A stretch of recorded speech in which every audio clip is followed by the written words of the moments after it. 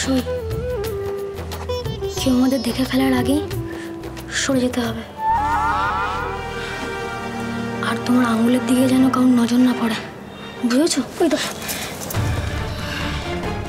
আমাদের না এক এক করে যেতে হবে। যদি কেউ দেখে ফেলে আর যদি আমরা দুজন মিলে যাই তাহলে যদি ধরা পড়ে যাই, আগে আমি যাচ্ছি, পরে তুমি যাও। আমি আগে যাই, তারপর তুমি এসো।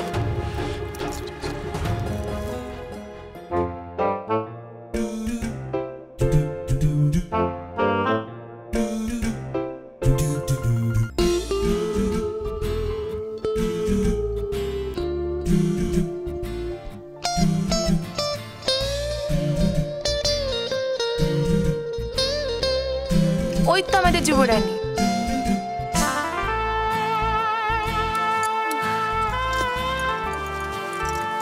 এসো এসো, আজ তোমার জন্য বাড়িতে স্বর্ণকার এসেছে, সকাল থেকে বসে আছে। এসো আয়, বসো এখানে। কাল তো তোর জন্মদিন, যুবরানী হওয়ার পর কাল তোর প্রথম জন্মদিন, তাই এই রাজবাড়িতে কাল এক বিরাট অনুষ্ঠানের আয়োজন করা হয়েছে। আর তোর জন্মদিন উপলক্ষে দেখ কত নতুন গয়না গড়িয়েছে। দেখ না, দেখ কোনটা পছন্দ, দেখ। এই রে, পালাবো ভাবলাম, সুরেনের কাছ থেকে নাগমণি আংটি ফেরত না পেলে কোনো কিছুতেই স্বস্তির নেই। এসবের জন্য আবার দেরি হয়ে যাচ্ছে। এখন এখান থেকে পালাবার উপায় বা কি? আর কিন্তু তোমার আমাদের হাত থেকে পালানোর কোনো উপায় নেই লীলাবতী। এই সব গয়না তোমাকে পরতেও হবে আর আমাদের দেখাতেও হবে। রানী দিদি দেখুন না, এটা কেমন লাগছে? খুব সুন্দর লাগছে। এই এটা পরা না, দেখি আমার মেয়েটাকে রাজরাজেশ্বরী লাগছে কিনা। বাহ, খুব সুন্দর লাগছে।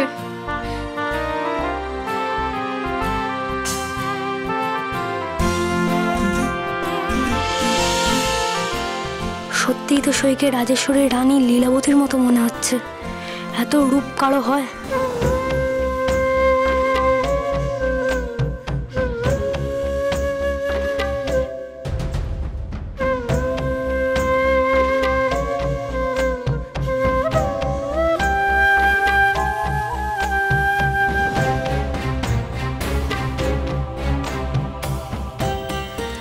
আচ্ছা, তোর নাগমণি আংটিটা বড় হয়েছিল বলে তুই বলছিলিস না ঘরে খুলে রেখে এসেছিস?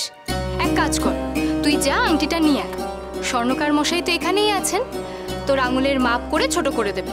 যা। আচ্ছা, তাহলে আমি যাই।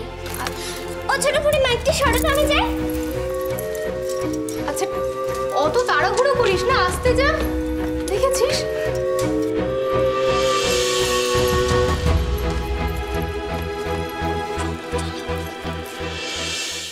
খনার কাহিনী, সোম থেকে শনি সন্ধ্যে 7:30টায় আকাশ আট ও প্ল্যাটফর্ম 8-এ।